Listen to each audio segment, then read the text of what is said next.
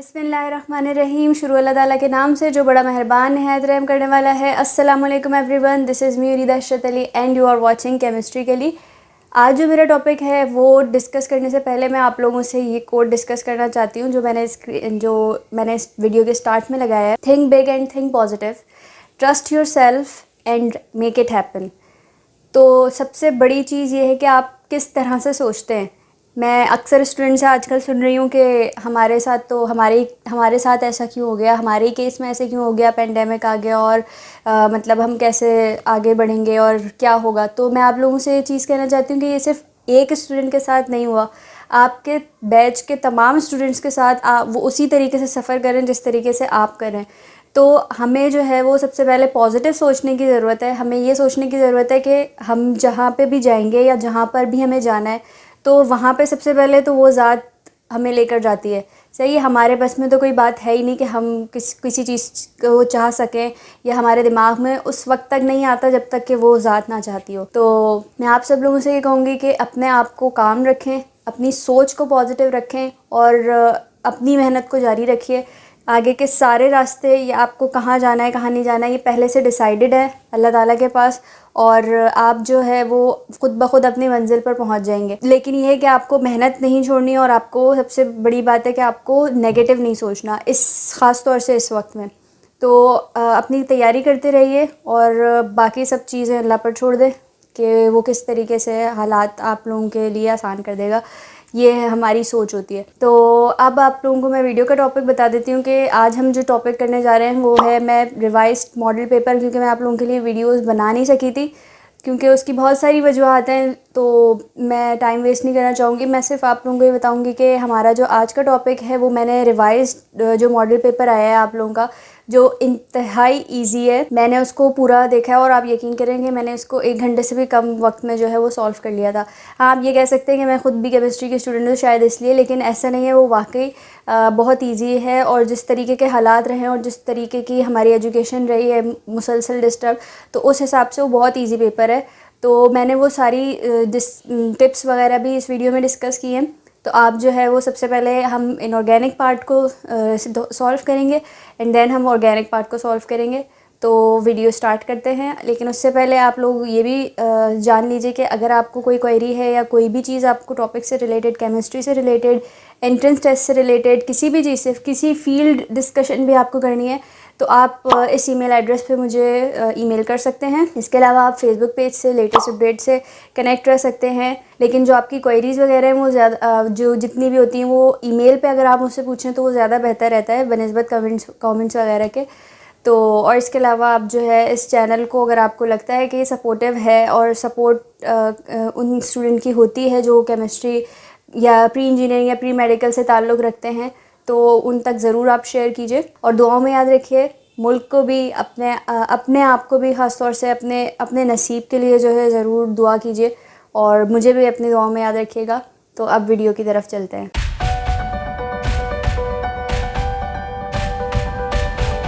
जी, तो जैसे कि आप सबको पता होगा कि रिवाइज़ मॉडल पेपर हम सॉल्व करने जा रहे हैं और रिवाइज़ मॉडल पेपर में सबसे पहले हम सेक्शन बी को सॉल्व करेंगे और सेक्शन बी हमारे पास शॉर्ट क्वेश्चन आंसर का होता है।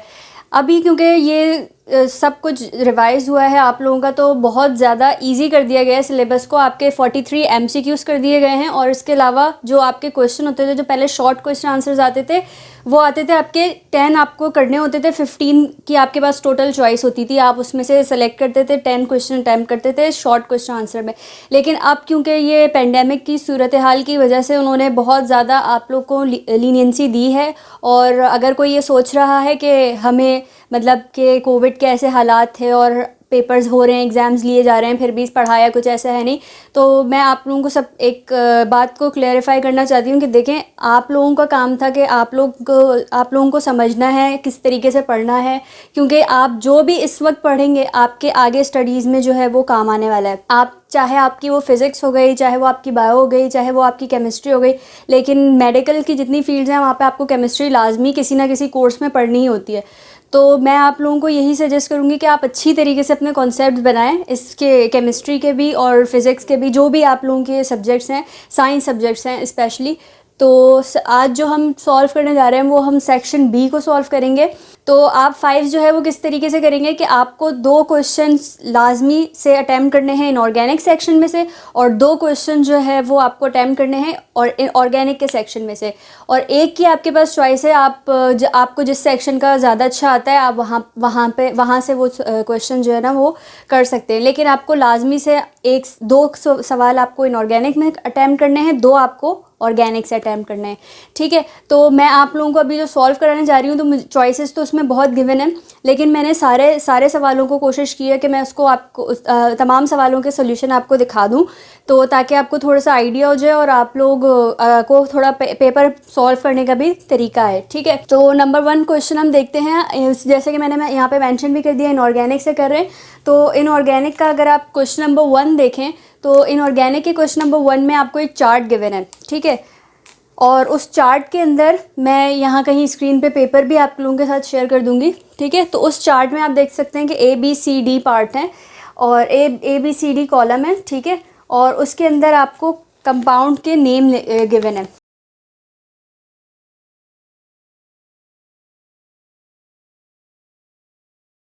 अच्छा, अब आप इसमें देख सकते हैं कि इसमें जो आपको पार्ट्स गिवन है, ठीक है।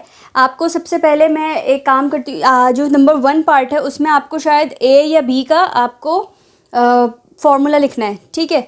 तो मैंने क्या किया है कि मैंने आप लोगों को ये जो जितने भी नाम थे इस कंपाउंड के, मैंने तमाम के जो है वो नेम्स को जो उनके फॉर्मूले हैं उससे बता दिया है, ठीक है। तो फॉर्मूले जो पहला आपका पार्ट है उसमें आपको फॉर्मूला बताना है, ठीक है। लेकिन मैंने क्या किया, मैंने सारों के नेम के फॉर्मूले लिख लिए हैं। तो आपको जो भी आता हो या आप में से जो भी उसमें से आपसे पूछा गया होगा आप वही लिखेंगे, लेकिन मैंने यहाँ पे सबके नेम लिखे हैं।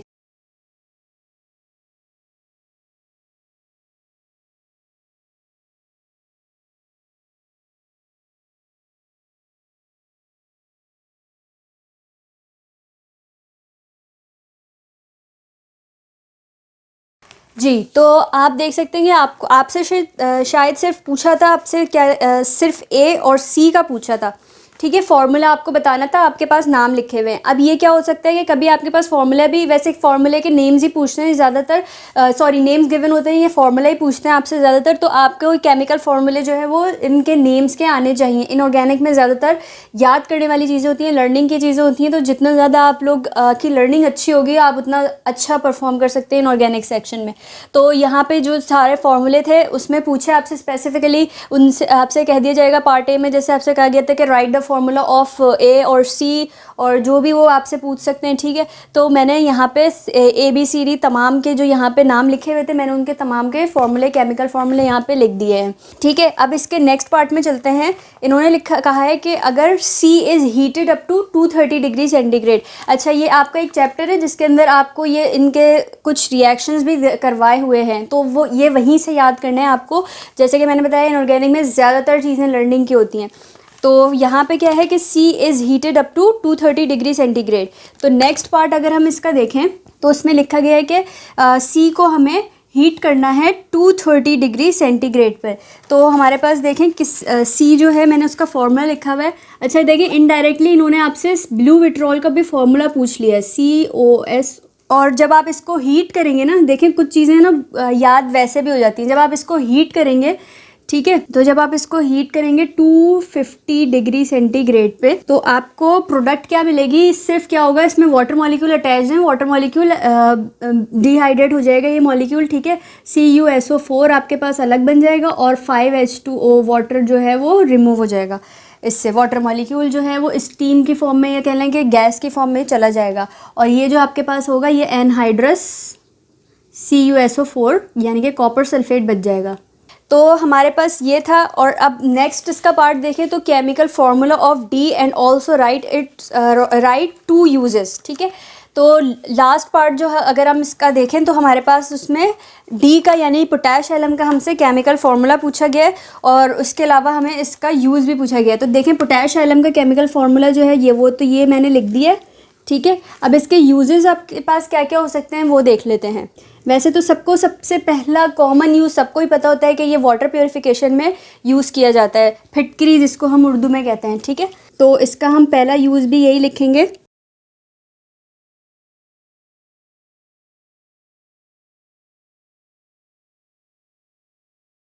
अच्छा जी, तो ये जो है वो आफ्टर शेव ट्रीटमेंट के तौर पे भी इसको पोटैश एलम का यूज़ किया जाता है, ठीक है। और सबसे कॉमन जो इसका यूज़ है वो तो हम सभी जानते हैं कि वाटर प्योरिफिकेशन ऑफ वाटर के लिए ये यूज़ किया जाता है, ठीक है।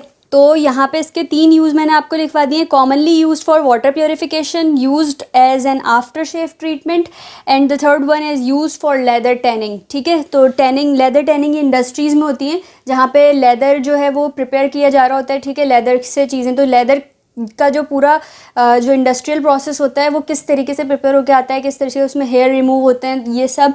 तो वहाँ पे जो है वो एक प्रोसेस होता है लेदर टैनिंग का। तो वहाँ ये जो है यूज़ किया जाता है लेदर को टैन करने के लिए, पोटैश एलम का, ठीक है। तो ये आपका फर्स्ट क्वेश्चन डन हो गया है, जो आपका क्वेश्चन नंबर 2 था, जिसके अंदर आपको ये कॉलम दिया हुआ था। इसके अलावा भी अब आप क्या करेंगे कि आपको अगर प्रैक्टिस करनी है तो आप 10 ईयर्स निकालें, ठीक है। 10 ईयर्स में जितने भी इस तरीके के क्वेश्चन आए हुए उनको आप सॉल्व कीजिए। और अगर आपको कहीं पे भी कोई भी मसला है तो आपको मैंने अपना ईमेल एड्रेस दिया हुआ है, अपना फेसबुक का पेज दिया हुआ है, यूट्यूब कॉमेंट के ज़रिए भी मैंने आपको कहा आप पूछ सकते हैं, ठीक है। लेकिन ईमेल सबसे बेस्ट तरीका होता है, तो आप ईमेल कर लें तो वो डायरेक्ट बहुत प्रॉपर वे में मिल जाती है और उसका आंसर देना भी आसान होता है।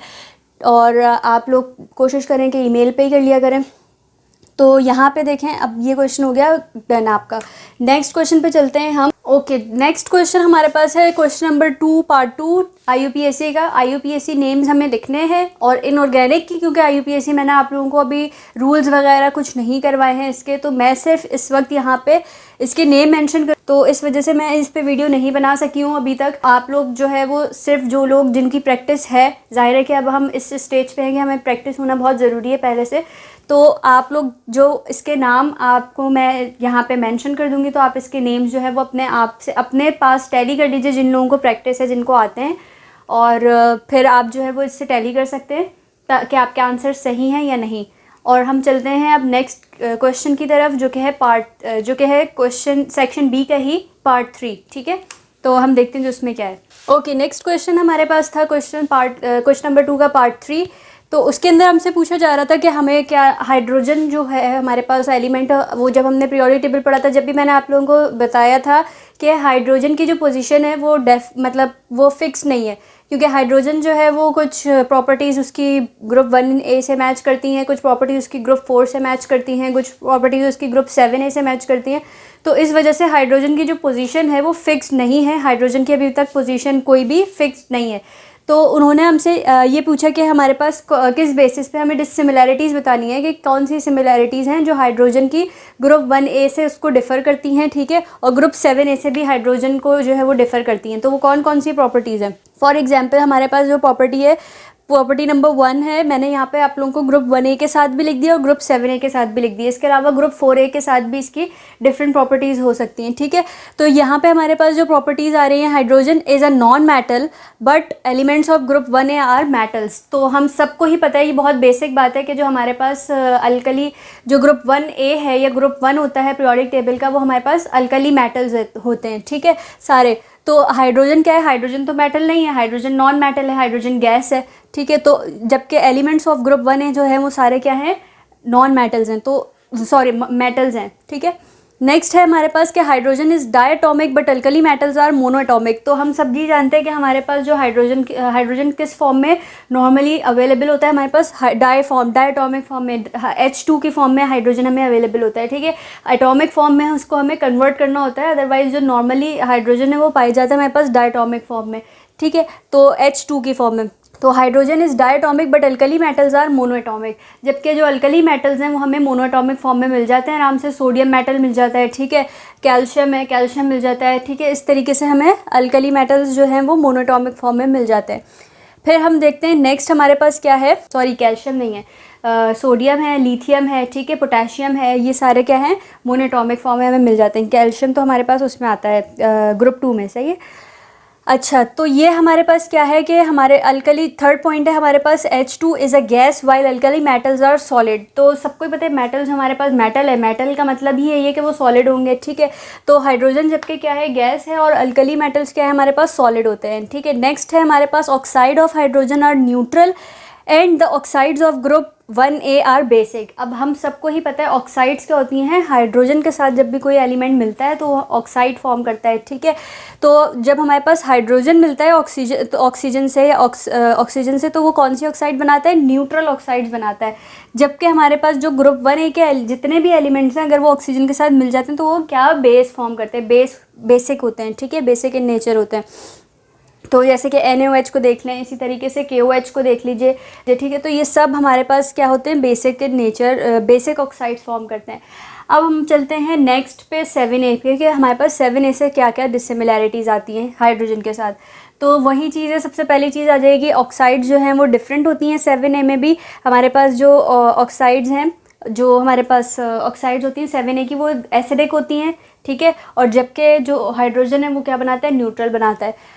तो 7A की एसिडिक होती हैं और 1A की हमारे पास बेसिक होती हैं, ये एक डिफरेंस है, याद रखिएगा। नेक्स्ट पॉइंट देखते हैं कि हाइड्रोजन का negative ion is unstable while halogen forms stable in negative form, ठीक है। अब क्या होता है कि हमारे पास जो भी चार्ज कैरी करता है हाइड्रोजन, कोई भी चार्ज, ठीक है, तो वो हमारे पास वो उस वक्त हाइड्रोजन हाईली अनस्टेबल होता है, चाहे वो उसके ऊपर पॉजिटिव चार्ज हो चाहे वो नेगेटिव चार्ज हो, तो हाइड्रोजन हाईली अनस्टेबल होता है। हाइड्रोजन हमेशा डायटोमिक फॉर्म में स्टेबल होता है, स्टेबल पाया जाता है। लेकिन क्या होता है कि जो हमारे पास हैलोजन्स होते हैं ना, हैलोजन्स फैमिली होती है, ग्रुप 7 होते हैं, वो हमारे पास नेगेटिव चार्ज लेके वो स्टेबल फॉर्म में होते हैं। सबसे ज़्यादा वो स्टेबल कब होते हैं, जब उनके पास सिंगल नेगेटिव चार्ज हो, ठीक है। तो हमारे पास उस वक्त स्टेबल होते हैं, जैसे कि मैंने ब्रैकेट में मेंशन भी कर दिया, क्लोरो, ठीक है, क्लोरो, फ्लोरो, ब्रोमो, आयोडो, ठीक है। अब हम चलते हैं नेक्स्ट की तरफ। क्लोराइड आइन है, ये फ्लोराइड आइन है, ये ब्रोमाइड है और वो आयोडाइड आइन है, ठीक है। अब हम चलते हैं नेक्स्ट की तरफ। नेक्स्ट पॉइंट क्या है हमारे पास, कि hydrogen has just 1 electron in its outer most shell while halogens have 7 electron in their outer most shell. तो क्या होता है हमारे पास कि हाइड्रोजन के पास हमारे आउटर मोस्ट शेल में सिर्फ 1 इलेक्ट्रॉन होता है, जबकि हमारे पास हैलोजन के जो आउटर मोस्ट शेल है उनके अंदर 7 इलेक्ट्रॉन्स मौजूद होते हैं, उनको सिर्फ 1 चाहिए होता है स्टेबल होने के लिए, ठीक है। अच्छा, फिर हमारे पास क्या होता है कि नेक्स्ट पॉइंट है 4, क्योंकि इसमें मेंशन किया हुआ था आपको कि एटलीस्ट 4 पॉइंट्स आपको लिखने हैं, ठीक है। तो हमने 4 दोनों के पॉइंट्स लिखे हैं। Hydrogen forms very stable compound with oxygen, जैसे कि मैंने आपको यहाँ पे बताया, न्यूट्रल ऑक्साइड बनाता है और बहुत स्टेबल होती है। वाटर कितनी स्टेबल फॉर्म है, ठीक है। तो हाइड्रोजन फॉर्म करता है stable oxide, stable compound with oxygen, while halogen do not form, ठीक है। हैलोजन जो हैं वो कभी भी स्टेबल ऑक्साइड या जो भी कह लें कंपाउंड ऑक्सीजन के साथ फॉर्म नहीं करते। तो ये था हमारे पास क्वेश्चन नंबर 3। अभी तक हम कितने सॉल्व कर चुके हैं, क्वेश्चन नंबर 1 के हमने सारे पार्ट सॉल्व कर लिए, क्वेश्चन नंबर 2 हमने जो IUPAC है वो कर लिया है, और अब हम क्वेश्चन नंबर 3 ये कर लिया है। अच्छा, मैं यहाँ पे एक बात दोबारा मेंशन कर रही हूँ कि आप लोगों में से ये बात का ख्याल रहे कि इनऑर्गेनिक में से हमें जो भी हम जितने भी हमारे पास क्वेश्चन है उसमें से हमें मस्ट 2 पार्ट्स अटैम्प्ट करने हैं शॉर्ट के लिए, ठीक है। और ऑर्गेनिक में से भी हमें 2 पार्ट्स अटैम्प्ट करने हैं, क्योंकि वहाँ पे जो इंस्ट्रक्शंस दी हुई है ना, वो इंस्ट्रक्शंस ज़रूर गौर से पढ़िएगा, क्योंकि उसमें लिखा हुआ तो आपके पास ये कि any 5 आपको अटैम्प्ट करने हैं टोटल पोर्शन में से, सेक्शन बी में से आपको any 5 अटैम्प्ट करने हैं। बट any 5 के साथ ये भी लिखा हुआ है उन्होंने कि 2 क्वेश्चन आपको इनऑर्गेनिक से करने हैं और 2 ही ऑर्गेनिक से करने हैं, और एक आपकी चॉइस है, वो आपको जिस भी पार्ट का बेहतर आता होगा तो आप वहाँ से जो है वो कर लेंगे, ठीक है।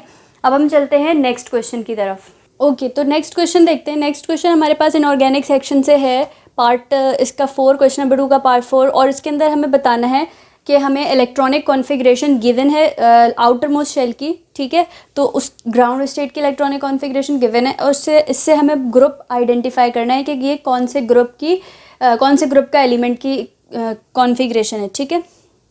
चैप्टर नंबर 1 के लेक्चर नंबर 5 में आप लोगों को ये बहुत अच्छी तरीके से डिटेल में दिया हुआ है, ठीक है। मैं लिंक ऊपर पॉपअप कर दूँगी, और मैं कोशिश करूँगी डिस्क्रिप्शन बॉक्स में तो मैं सारे ही लिंक्स देती हूँ, तो वहाँ पे भी आपको लिंक मिल जाएगा। तो अगर आपको डिटेलिंग वीडियो देखनी है कि हमें आपको अगर कन्फ्यूजन है ब्लॉक और क्या नाम है इसका, ब्लॉक में या कोई भी पीरियड को आइडेंटिफाई करने में, या जो क्या ब्लॉक को तो खैर ज़रूरत नहीं पड़ती और ग्रुप को, तो आप वहाँ से भी इसको सर्च कर सकते हैं, तो आपको डिटेल लेक्चर मिल जाएगा। लेकिन यहाँ पे भी मैं आपको बता देती हूँ कि यहाँ पे अब फॉर सपोज़ हमें कॉन्फ़िगरेशन गिवन है, ठीक है, लास्ट कॉन्फ़िगरेशन है।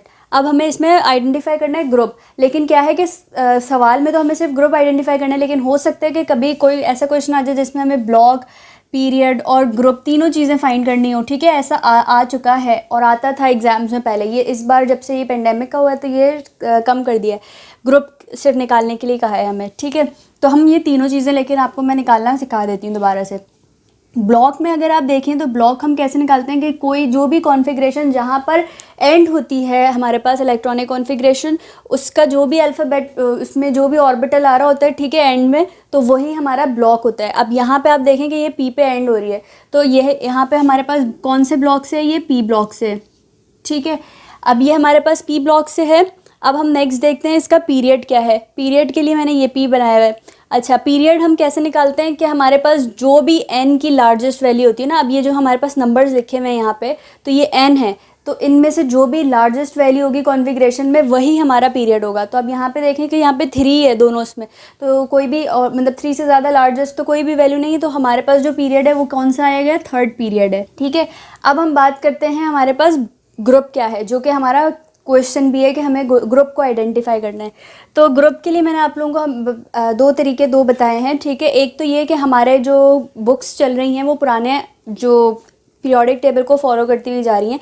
जब हम 2 सेक्शन किया करते थे, हम ए बी करके, और फिर हमने उसको डिवाइड किया था। बी जो है वो हमने ट्रांजिशन मेटल्स को दिए हुए थे, और ए के जो जितने भी थे वो हमने एस ब्लॉक और पी ब्लॉक को दिए हुए थे।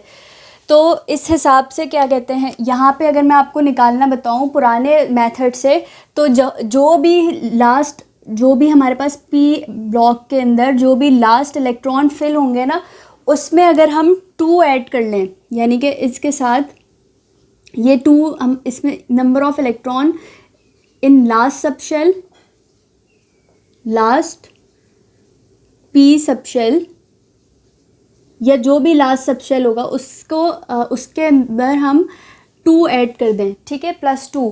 तो उन इलेक्ट्रॉन्स के अंदर अगर हम 2 ऐड कर दें तो हमारे पास जो है वो ग्रुप निकल कर आ जाएगा पुराने वाले मेथड से, ठीक है। तो कैसे, अब हम देखते हैं।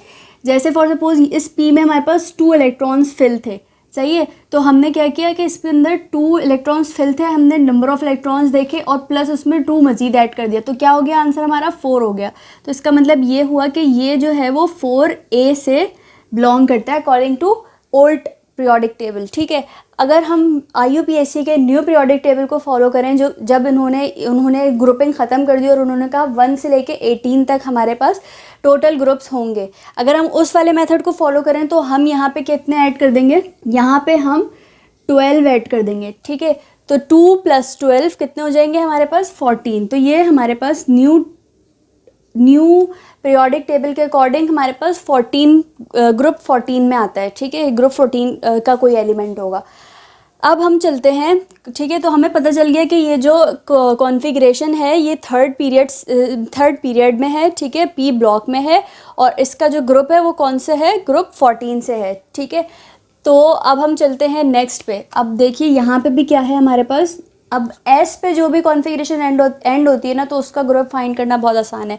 अब यहाँ पे आप देख सकते हैं हम तीनों चीज़ें दोबारा से निकालेंगे। ब्लॉक तो हमें साफ नज़र आ रहा है कि ये एस ब्लॉक से है, ठीक है। पीरियड की हम बात करते हैं तो मैंने आपसे कहा लार्जेस्ट वैल्यू ऑफ एन, तो हमारे पास लार्जेस्ट वैल्यू एन की कितनी आ रही है, 4 आ रही है, तो ये 4th पीरियड से है। अब हम चलते हैं कि हमारे पास वो ग्रुप क्या है। तो ग्रुप में मैंने आपको बताया था पी ब्लॉक के लिए तो हम इस तरीके से करते थे कि नंबर ऑफ लास्ट शेल में, लास्ट पी सब शेल में जितने भी इलेक्ट्रॉन हैं उसमें हम अगर 2 ऐड करेंगे तो हमारे पास पुराने वाले मेथड से आंसर है, इन ग्रुप निकलेगा, और अगर हम +12 करेंगे तो हमारे पास according to new time periodic table से हमारे पास ग्रुप आएगा। लेकिन अब एस ब्लॉक में क्या होता है कि एस ब्लॉक हमारे पास बहुत स्टार्ट के 1-2 ब्लॉक जो है वो एस ब्लॉक होता है। तो एस ब्लॉक में इतना जो भी हमारे पास एस ब्लॉक की लास्ट जो भी कॉन्फ़िगरेशन ऊपर लिखेंगे, इलेक्ट्रॉन लिखे होंगे, वही हमारा ग्रुप होगा, ठीक है। तो यहाँ पे 1 लिखा हुआ है, यानी कि ये ग्रुप 1A से है या ग्रुप 1 से है according to new periodic table, ठीक है। तो ये ग्रुप 1A से यानी अल्कली मेटल से है, पीरियड इसका 4th है, और ये किस ब्लॉक से ताल्लुक़ रखता है, एस ब्लॉक से ताल्लुक़ रखता है। अच्छा, अब इसी तरह हम नेक्स्ट पे चलते हैं, और नेक्स्ट में हमारे पास क्या क्या हमें बताना है, वही ब्लॉक, पीरियड एंड ग्रुप, तीनों चीज़ें हम फाइंड करेंगे। हालांकि हमें सवाल में सिर्फ ग्रुप निकालने को कहा गया है, लेकिन मैं आपको तीनों चीज़ें निकालना बता रही हूँ, ठीक है। और बिल्कुल भी ओवर एफिशिएंसी मत कीजिएगा, क्योंकि आपको जो चीज़ कहा जा रहा है आपने सिर्फ वही इतना ही आंसर लिखना है। ये मैंने सिर्फ एक प्रैक्टिस के लिए दोबारा बताने के लिए आप लोगों को ये तीनों चीज़ें निकालना सिखाई हैं, ठीक है। तो अब यहाँ पे आप देखें कि यहाँ पे ब्लॉक तो हमारे पास डी है, ब्लॉक तो लाजमी से जो भी हमारे पास कॉन्फ़िगरेशन जहाँ एंड हो रही होगी वही हमारे पास ब्लॉक होगा। अब मैंने क्या क्या कहा था, लेकिन पीरियड पे जब हम आते हैं तो अब पीरियड पे बहुत से बच्चे सोच रहे होंगे कि हमें 30 लिख देना चाहिए, लेकिन ऐसा बिल्कुल नहीं है। पीरियड पे हम लार्जेस्ट वैल्यू ऑफ एन लिखते हैं, तो ये हमारे पास लार्जेस्ट वैल्यू ऑफ एन क्या है, 4 है। तो ये पीरियड भी कौन से पीरियड से बिलोंग करता है, 4th पीरियड से। अच्छा, अब हम बात करते हैं डी की। तो डी ज़रा ओल्ड अगर उससे देखें तो डी ज़रा कन्फ्यूजिंग था, लेकिन अगर हम न्यू पीरियोडिक टेबल को फॉलो करें ना तो उसमें हमारे पास 13 से लेके 12 तक का जो पोर्शन है ना हमारे पास, ये हमारे पास डी ब्लॉक का पोर्शन होता है, 13 से लेके 12 ग्रुप तक, ठीक है। तो ये कैसे होता है, तो अब हम क्या करेंगे इसके लिए ना, आपको ये ट्रिक तो है ही, लेकिन आपको क्या करना होगा, रफली मैं बता रही हूँ सिर्फ कि हमारा ग्रुप जो है वो सही निकले। तो उसके लिए मैं आपको बता रही हूँ कि यहाँ पे आप 10 बॉक्सेस का छोटा सा मतलब रफली एक कॉलम बना लेंगे, 1 2 3 4 5 6 7 8 9 एंड 10। और फिर आप इसको नंबरिंग कहाँ से देंगे, 3 4 5 6 7 8 9 10 11 एंड 12, ठीक है। फिर आप यहाँ से ऐसे इसको नंबरिंग दे देंगे। अब हमें क्या करना है, अब आप लोग देख रहे हैं कि यहाँ पे 1 लिखा हुआ है, ठीक है। अब 1 में आप जो भी डी ब्लॉक की जो भी कॉन्फ़िगरेशन होगी, अब आपको मालूम करना है कि आपको ग्रुप निकालना है डी ब्लॉक से, ठीक है। डी ब्लॉक का है तो उसको ग्रुप निकालना है। तो आपको पता है कि डी ब्लॉक आपके पास 3 से लेकर 12 तक होता है according to new periodic table, ठीक है। तो आपने क्या किया कि आपने जो है वो नंबरिंग दे दी इसको 3 से लेके 12 तक की, और फिर आपने क्या किया कि जो हमारे पास 1 है ना यहाँ पे, तो हमने क्या किया कि जो भी लास्ट, जो भी जैसे यहाँ पे हमने किया था number of electron in last D subshell plus उस पर हम प्लस कर देंगे 2 को, ठीक है। यहाँ पे हम प्लस कर रहे थे 12 को या 10 को, यहाँ पे हम प्लस कर रहे थे 12 को या 2 को, और अकॉर्डिंग टू ओल्ड के लिए हम 2 कर रहे थे, अकॉर्डिंग टू न्यू के लिए हम 12 कर रहे थे, ठीक है। अब यहाँ पे हम क्या करेंगे कि यहाँ पे हम 2 ही करेंगे, इसको हम न्यू से ही फाइंड करना बता रही हूँ मैं आपको। तो हम यहाँ पे 2 ही ऐड करेंगे, और नंबर ऑफ़ लास्ट इलेक्ट्रॉन, जितने भी नंबर ऑफ़ इलेक्ट्रॉन्स होंगे लास्ट उस वक्त, तो हम उनको ले ऐड और इसमें 2 ऐड कर देंगे। जैसे कि यहाँ पे 1 थे तो हम 1 + 2 कर देंगे, तो ये हमारे पास क्या आ जाएगा, टोटल 3। अब हमारे पास 3 आ गया, तो इसका मतलब ये हुआ कि ये, तो यहाँ पे हम लिख देंगे 3, इसका ग्रुप क्या आ जाएगा, 3 आ जाएगा। ये हो गया अकॉर्डिंग टू न्यू। लेकिन हम ओल्ड में क्या करते थे, हम इसको तो 1B से वो करते थे, शो करते थे। तो अब हम क्या करेंगे कि मैंने आपको ये रफ़ कॉलम बनवा दिया, ठीक है। अब आपका पीरियोडिक टेबल अगर आप ओल्ड उठा के देखें तो आप उसमें ये देखेंगे कि ये हमारे पास 1B और ये हमारे पास 2B होते थे, 11 12, ठीक है। बट यहाँ से अगर हम आएंगे तो यहाँ से ये हमारे पास 3B होते थे, ये 4B होता था, ठीक है, ये 5B, ये 6B,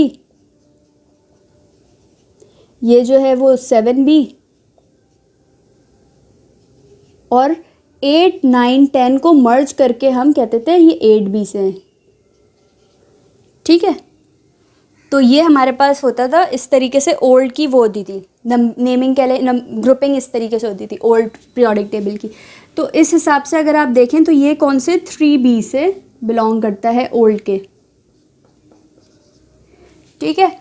तो इस तरीके से आपको जो है वो आइडेंटिफाई करना है ग्रुप को। अगर डी होगा हमारे पास, डी पे एंड हो रही होगी तो हम इस तरीके से करेंगे, और अगर हमारे पास जो है वो पी पे एंड हो रही होगी तो पी का भी मैंने आपको बता दिया। अब हम नेक्स्ट पे चलते हैं, नेक्स्ट वाला करके आपको मज़ीद क्लियर हो जाएगा। और इस कॉन्सेप्ट को अगर आपको मज़ीद क्लियर करना है तो मैं आपको दोबारा से बता देती हूँ, मेरे चैप्टर नंबर 1 के लेक्चर नंबर 5 है वो, और उसमें आप जाके डिटेल में कॉन्फ़िगरेशन, इलेक्ट्रॉनिक कॉन्फ़िगरेशन समझ सकते हैं।